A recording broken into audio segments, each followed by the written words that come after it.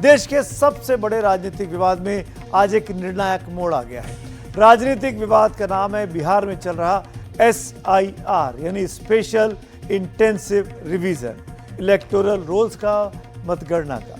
बिहार के 7.9 करोड़ यानी 7 करोड़ 90 लाख मतदाताओं की जांच पर देश की सबसे बड़ी अदालत ने आज इलेक्शन कमीशन को सुप्रीम सुझाव दिया है। कल, अगर आपको याद हो तो कल मैंने इसी कार्यक्रम में आधारहीन SIR का मुद्दा उठाया था। आपको विस्तार से बताया था कि AI के युग में एक नागरिक के वोटर बनने के सफर में इतने दस्तावेज क्यों जरूरी हैं। अब तो वोटर कार्ड वैध होने पर बर्थडे गिफ्ट की तरह चुनाव आयोग की तरफ से खुद ही किसी भी नागरिक को मिल जाने चाहिए। ये भी बात कही थी कि जब आधार कार्ड का यूनिक ID हर जगह प्रमाण है तो फिर वोटिंग कार्ड के लिए यह अछूत कैसे हो जाता है। तो आज सुप्रीम कोर्ट ने गेंद इलेक्शन कमीशन के पाले में डाल दी है। 3 बड़ी बातें आज सुप्रीम कोर्ट में हुई हैं। बिहार में SIR पर रोक नहीं लगेगी। सुप्रीम कोर्ट ने कहा कि आधार, वोटर ID, राशन कार्ड को वोटर लिस्ट में एंट्री के लिए सबूत मानने का सुझाव भी दिया। इसके साथ ही चुनाव आयोग को अपना जवाब 28 जुलाई तक वापस जमा करना है और 28 जुलाई यानी 25 जुलाई को SIR करने की जो प्रक्रिया है वो चुनाव आयोग पूरी कर चुका होगा। बिहार में SIR की कार्रवाई रोकने के लिए 10 राजनीतिक दलों ने प्रार्थना की थी। अब मैं आपको बताता हूं कि कोर्ट में किसने क्या कहा और फिर कोर्ट ने आज क्या क्या किया। बारी बारी से बात करते हैं। याचिकाकर्ताओं ने कहा कि SIR में वोटर की वैधता के लिए आधार चाहिए, वोटर ID चाहिए, राशन कार्ड वगैरह मान्य होने चाहिए। बड़ी आबादी के पास वो दस्तावेज नहीं है जो इस वक्त चुनाव आयोग रिवीजन के दौरान मांग रहा है। चुनाव आयोग के वकीलों ने कहा कि ये नागरिकता के सबूत नहीं है, प्रक्रिया होने दें, इसे बाद में देखेंगे। तो इस पर सुप्रीम कोर्ट ने आज सुझाव दिया कि नागरिकता की बात गृह मंत्रालय पर छोड़ देना चाहिए। आप यानी चुनाव आयोग आधार, राशन कार्ड और वोटर ID लिस्ट में इसको अपनी जो सूची है उसमें शामिल कर लें। SIR के विरोधियों ने यानी याचिकाकर्ताओं ने यह भी कहा कि रिवीजन में बहुत से गरीब बाहर हो जाएंगे, इस बात का खतरा है। चुनाव आयोग ने कहा कि प्रक्रिया में लाखों लोग शामिल हैं। सुप्रीम कोर्ट ने तब कहा कि एक भी नागरिक का वोटिंग अधिकार नहीं छीनना चाहिए। विरोधियों ने इसके बाद कहा कि SIR गैर कानूनी है। आयोग ने कहा कि संविधान ने अधिकार दिया है उसको SIR करने का। सुप्रीम कोर्ट ने कहा कि चुनाव आयोग को SIR कराने का हक है। विरोधियों ने कहा कि SIR लागू करके आयोग अपने पुराने फैसले से पलट रहा है। इस पर चुनाव आयोग ने कहा कि हमें प्रक्रिया पूरी करने दी जाए। सुप्रीम कोर्ट ने कहा कि हमें चुनाव आयोग के काम में दखल पसंद नहीं है। अगला तर्क, अब मैं आपको फैसले पर वकीलों की जो आज राय आई है और कोर्ट में इंटरेस्टेड पार्टी की जो दलीलें आई हैं वो भी आपको सुना देता हूं। उसके बाद बिहार से एक बड़ी खबर आई है वो भी आपको बताऊंगा। अगली तारीख 28 जुलाई 2025 माननीय सर्वोच्च न्यायालय ने मुकर्रर किया है। तब तक सारे पक्षों को अपना जवाब माननीय न्यायालय के समक्ष दाखिल करना है। जो वर्ड यूज किया है माननीय अदालत ने कि मे कंसीडर, तो वो कंसीडर करेंगे। अगर उनको उचित लगे कि ये कंसीडर करने के लायक नहीं है तो वो रीजन के साथ खारिज कर सकते हैं। आज कुल 11 याचिकाओं पे सुनवाई हुई। उसमें 10 याचिकाएं हैं जो इलेक्शन कमीशन का जो ये रिवीजन का प्रोसेस चल रहा है उसके खिलाफ है। एक मेरी याचिका है जिसमें मैंने ये मांग किया है कि केवल ये जो स्पेशल रिवीजन चल रहा है ये केवल बिहार में नहीं होना चाहिए बल्कि पूरे देश में होना चाहिए। असम, बंगाल, त्रिपुरा, पूरे देश में होना चाहिए। हमारा ये कहना था कि भारत में लगभग 5 करोड़ घुसपैठिए हैं और वो ग्रेजुअली धीरे धीरे करके एक डॉक्यूमेंट बना रहे हैं। पहले वो घूस दे के आधार बनवा लेते हैं, फिर एक डॉक्यूमेंट से दूसरा डॉक्यूमेंट राशन कार्ड बनवा लेते हैं, फिर 3 डॉक्यूमेंट, फिर 4 डॉक्यूमेंट, ऐसे 3-4 डॉक्यूमेंट इकट्ठा कर लेते हैं साल 2 साल के अंदर। बाद में वोटर ID में नाम जुड़वा लेते हैं। इसलिए उनको निकालना जरूरी है। हमने अपनी याचिका में ये भी कहा है कि बिहार में प्रत्येक विधानसभा में 8 से 10 हज़ार घुसपैठियों ने अपना नाम जुड़वा लिया है और ये जो पूरी प्रक्रिया चल रही है उन्हीं को बचाने के लिए चल रही है, कवर फायर देने के लिए चल रही है। इस फैसले से एक चीज़ स्पष्ट हो गया, जो भ्रम फैलाया गया था, जो ग्राउंड पर बिहार में दलितों, वंचितों और शोषितों के बीच में और ख़ास करके गरीबों के बीच में कि आपका वोट कट जाएगा, आपको वोट देने का अधिकार छीन लिया जाएगा, ये बहुत बड़ा भ्रम था। वो भ्रम का मायाजाल ख़त्म हो चुका है।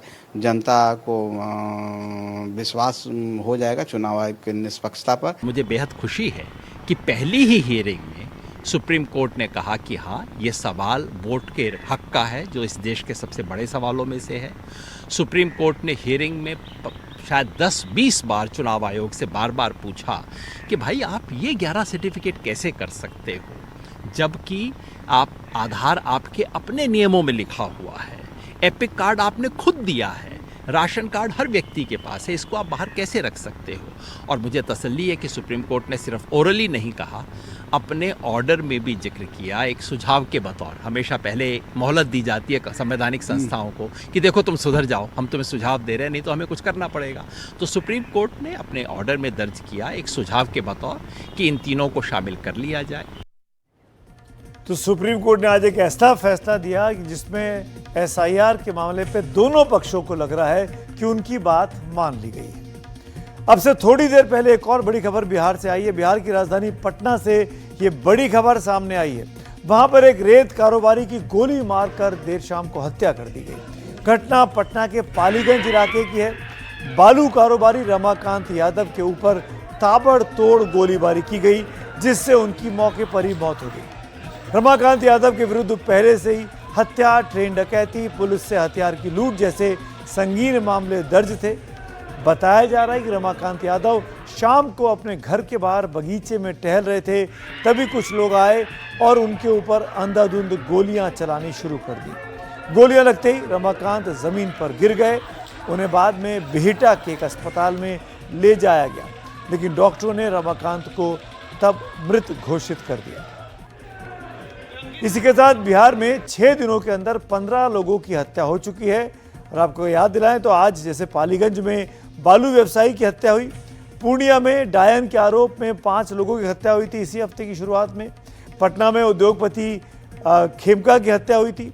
पटना में स्कूल संचालक की हत्या कुछ दिनों पहले हुई थी। नालंदा में कुछ दिनों पहले ही डबल मर्डर हुआ। मोतिहारी में हिंसक झड़प में हत्या हुई। मुजफ्फरपुर में युवक की हत्या हुई। सिवान में 3 लोग मारे गए थे। यानी लगातार जो लॉ एंड ऑर्डर की स्थिति है उसको लेकर लगातार सवाल खड़े होते जा रहे हैं कि आखिरकार ये कैसा सुशासन राज है। मेरे साथ बात करने के लिए इस वक्त पप्पू यादव जो कि सांसद हैं निर्दलीय, हमारे साथ जुड़े हुए हैं। पप्पू यादव जी शुक्रिया, धन्यवाद। 2 मुद्दे हैं, लेकिन पहले मैं बात करना चाहूँगा जो सुप्रीम कोर्ट में हुआ उस चीज़ पर। पप्पू जी, सुप्रीम कोर्ट ने आज एक तरीके से जो बात आप लोग कह रहे थे वो बात भी मान ली कि आधार अलाउ कर दिया, राशन कार्ड अलाउ कर दिया, लेकिन ये भी कहा कि एसआईआर चलता रहेगा। आपकी क्या प्रतिक्रिया है? अच्छा, एक बात बताइए, पहले तो ये जो बात कह रहे हैं 10,000, 20,000, 5 करोड़, इन लोगों को बोलिए कि ये पूरा पढ़े लिखे, ये लोग पॉल्यूट, हिंदू मुसलमान, बैकवर्ड फॉरवर्ड, जात पात से कम हो, नेतागिरी कम करे और अपनी दुकान चलाने के लिए कुछ भी ना बोले। 17 लाख रोहिंग्या, 11 साल से नरेंद्र मोदी प्रधानमंत्री, क्या इनको नेहरू जी, इंदिरा गांधी जी ने सपना में कह दिया कि तुम रोहिंग्या को ना निकालो, तुम जो गलत लोग हैं उनको ना निकालो? किसने रोका 11 सालों में? अरुण जेटली लॉ मिनिस्टर रहते हुए जो वोटर लिस्ट के बारे में किसके नाम जुड़ेंगे, किसके नाम छटेंगे, किनको रखना प्रोसेस है, वो भी क्लियरिटी किया था।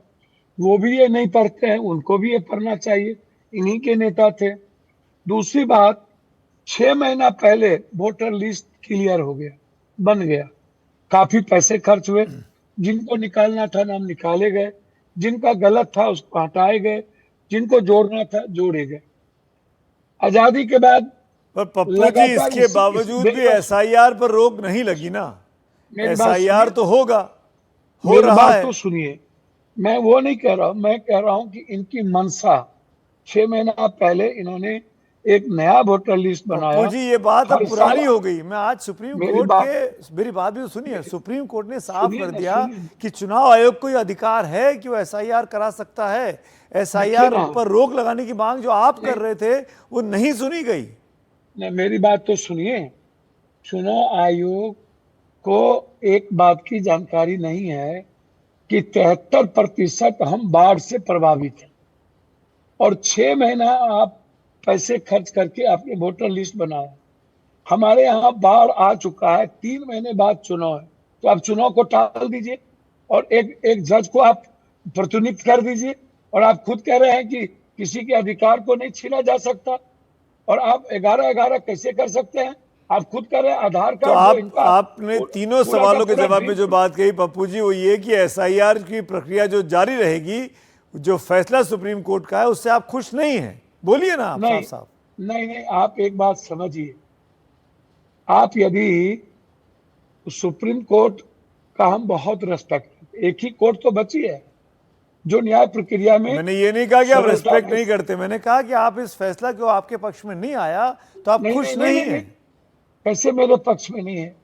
मैं तो आपको कह ही रहा हूं कि उन्होंने कहा कि Aadhaar card, ration card, voter card, सारे कार्ड को आप ये आधार है, और जो जन्म लिया आप उसको, आप कौन होते हैं नागरिकता वाले? ये तो होम मिनिस्ट्री का मामला है, ये जी। चुनाव आयोग का तो मामला है नहीं। तो उनसे तो 10-10 क्वेश्चन किए गए। अब जहां तक 28 तारीख को दिया गया, तो हम तो इस पहलू को रखेंगे कि यदि फिर से इस एसआईआर, तरीके- आप कह रहे थे कि एसआईआर की जरूरत नहीं है, अभी अभी रिवीजन हुआ था, अभी अभी आप बोल रहे थे ये पूरी प्रक्रिया बेकार हो गई, एसआईआर क्यों कराया जा रहा है? एसआईआर पर रोक नहीं लगी ना, स्पेशल। भैया, लेकिन जिस बात का डर था, जो ये कह रहे थे आधार कार्ड नहीं, ये कह रहे थे राशन कार्ड नहीं, ये मैट्रिक वो भी सलाह दी है, सर्टिफिकेट- वो भी मैंडेटरी नहीं किया है, सलाह दी है भैया, कि आप मशवरे उन्होंने- के तौर पे कह रहे हैं कि ये तीनों चीजें भी शामिल कर लीजिए। नहीं, यदि वो सलाह नहीं मानेंगे तो फिर सुप्रीम कोर्ट तो है ना हम लोग के लिए खुला हुआ, हम उसको कैसे मान लेंगे? सुप्रीम कोर्ट हमारे लिए सर्वोच्च है, सदन है। 21 तारीख से सदन चलेगा, तो क्या सर्वोच्च सदन को हम लोग चलने देंगे क्या? तो मुझे बहुत देखिए सुप्रीम सब- कोर्ट ने बीच का फैसला सुनाया, आपको आपकी भी आधी बात मान ली कि आधार और राशन कार्ड होने चाहिए, और इलेक्शन कमीशन की बात भी मान ली कि एसआईआर जरूरी है। तो सुप्रीम नहीं, कोर्ट ने तो ऐसा- दोनों पक्षों को खुश कर दिया आज। देखिए ना मेरी बात, भैया, दो पक्ष खुश नहीं होंगे। बड़ों के बाप कनियों के बाप नहीं हो सकता है। जस्टिस तो जस्टिस होगा, इसको आप समझ लीजिए। जस्टिस डिले एंड जस्टिस डिना, ये दोनों चीज नहीं चल सकती। इसीलिए मैं आपसे, सुमित भाई, आप विश्वास रखिए कि बिहार में ये कहते हैं कि आधार कार्ड से 4 जिला ऐसा है जहां पर 126, 124, 128% 100 से ऊपर चला गया। तो भैया, आप कर क्या रहे थे? 100 से ऊपर आधार कार्ड तो आप कह रहे हैं कि बेईमानी, पैसा देकर के कागज बना रहे हैं। तो आप इसका मतलब एक्सेप्ट कर रहे हैं कि आपकी डबल इंजन की सरकार पूरी लूट लगी हुई है, पूरा पैसा कमा रही है, बांग्लादेश और रोहिंग्या को यहाँ पर ला करके बसा रही है।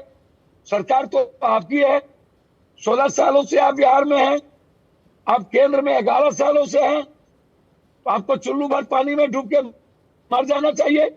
आप बेईमान की सरकार है। एक चीज और पप्पू जी, एक चीज और, समय की कमी है, माफी के साथ बीच में टोक रहा हूं मैं, लगातार और भी खबरें हैं आज। बिहार में जो कुछ हुआ अभी रमाकांत यादव के साथ, उनके ऊपर सरेआम गोली चला दी गई, एक और हत्या, 16वीं हत्या है कुछ ही दिनों के भीतर ही। सर, मैं अभी 4 हत्या से लौट रहा हूं। दरभंगा में 2 हत्या, कल केवटी में 25 गोली चलाई गई, एक लौटे बेटे तफसील को मार दिया गया स्कूल में, अभी एक इंजीनियर को मार दिया गया हाजीपुर में, इंजीनियर पत्नी के सामने 4 गोली मारा गया मुजफ्फरपुर में। मैं उनके घर गया, एक 12 साल के बच्चे को फांसी पर लटका, इसको पैर में लटका के मार दिया गया, अभी एक थाने में मार दिया गया। भैया, 15-20 नहीं, हर दिन कम से कम 4 दर्जन से ऊपर। क्यों हो रहा है ये क्यों हो रहा है? सर, इसमें नेता, पदाधिकारी, माफिया तीनों की मिली भगत है। जमीन, बालू, वो तो इल्जाम आप पे लगाते हैं, विरोधियों पे लगाते हैं। ये तीनों ये बालू जमीन माफिया पार्टी चला रहा है। और इन्हीं लोगों को टिकट मिल रहा है, ये लोग एमएलए एमपी मंत्री बनेंगे। तो जब नेता और पदाधिकारी माफिया का नेक्सस होगा तो आप नहीं बचा सकते बिहार को, जी ये आप समझ लीजिए। पप्पू जी, आपके जो इल्ज़ाम है उसका जवाब हम सत्ता पक्ष से लेने की कोशिश करेंगे। शुक्रिया, अपना वक्त निकाला, हमारे साथ जुड़े आप, इसके लिए बहुत बहुत धन्यवाद।